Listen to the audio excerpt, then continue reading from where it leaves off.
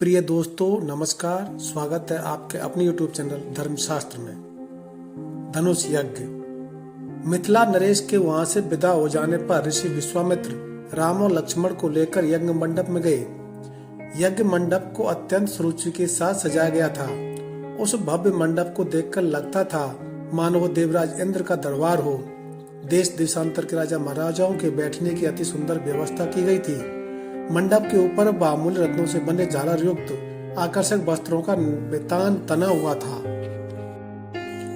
गर्जन तर्जन करते हुए पिनाक को इस मनोमुग्धकारी वातावरण में यज्ञ भूमि में लाया गया। सभी की उत्सुक दृष्टि उसी ओर घूम गई।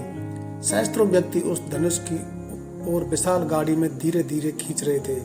उस विशालकाय वज्र के समान धनुष को देखकर बड़े बड़े बलवानों का धैर्य छूटने लगा और पसीना आने लगा।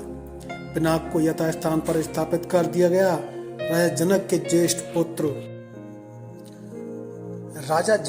ज्येष्ठ पुत्र सीता उनकी सहेलियों को साथ लेकर धनुष के पास आए और बोले, हे संपूर्ण संसार के राजाओं और राजकुमारों, महाराज जनक ने प्रतिज्ञा की है कि जो कोई भी महादेव जी के इस पिनाक नामक धनुष की प्रत्यंचा को चढ़ाएगा, उसके साथ मिथिलापति महाराज जनक अपनी राजकुमारी सीता का विवाह कर देंगे।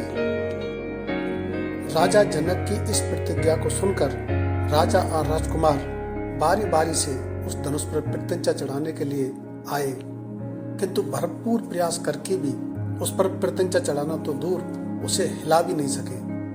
अंत में वे लज्जित हो सिर झुकाकर, सिर विहीन होकर इस प्रकार अपने अपने आसनों पर लौट गए जैसे कि नागराज अपनी मणि गवा कर लौट आते हैं।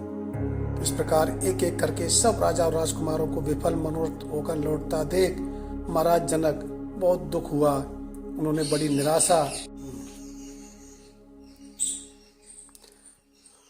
बड़ी निराशा के साथ मर्मभेदी स्वर में कहा, संपूर्ण संसार के विख्यात शक्तिशाली योद्धा यहाँ विद्यमान है, किंतु बड़े दुख की बात है कि उनमें से कोई भी पिनाक पर प्रत्यंचा नहीं चढ़ा सका।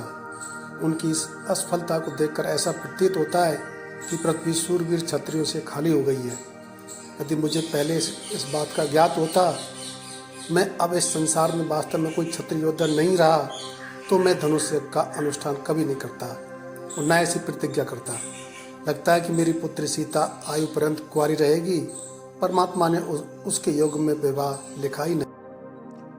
महाराज जनक की ये बात सुनकर उन सभी राजाओं और राजकुमारों ने, जो अपनी असफलता से पहले ही लज्जित हो रहे थे, क्षुब्ध मन से दृष्टि नीचे झुका लिया। राजा जनक के द्वारा की गई इस भर्त्सना का उनके पास कोई उत्तर न था, परंतु अयोध्या के छोटे राजकुमार लक्ष्मण को मिथिलापति द्वारा समस्त क्षत्रियों पर लगाया गया लांछन सहन नहीं हुआ। कुपित होकर उन्होंने अपनी भ्रुकुटी चढ़ा ली और तीखे शब्दों में बोले, हे मिथिला के स्वामी राजा जनक, आप भगवान शिव के इस पुराने पिनाक की इतनी गरिमा सिद्ध करना चाहते हैं। मैं बिना किसी अवमान के कह सकता हूँ कि इस पुराने धनुष की तो बात ही क्या है। यदि मैं चाहूँ तो अपनी भुजाओं के बल से इस धनुष के स्वामी महादेव सहित संपूर्ण सुमेरु पर्वत को हिलाकर रख दूं। इस विशाल पृथ्वी को अभी इस समय रसातल में पहुंचा दूं। ऐसा कहते हुए लक्ष्मण के नेत्र क्रोध से लाल हो गए। उनकी भुजाएं फटकने लगी और उनका संपूर्ण शरीर क्रोध की ज्वाला के कारण थर थर कांपने लगा। प्रिय दोस्तों, कहानी अच्छी लगी हो तो वीडियो को लाइक करें, चैनल को सब्सक्राइब करें। धन्यवाद। हम फिर हाजिर होंगे एक नई कहानी लेकर।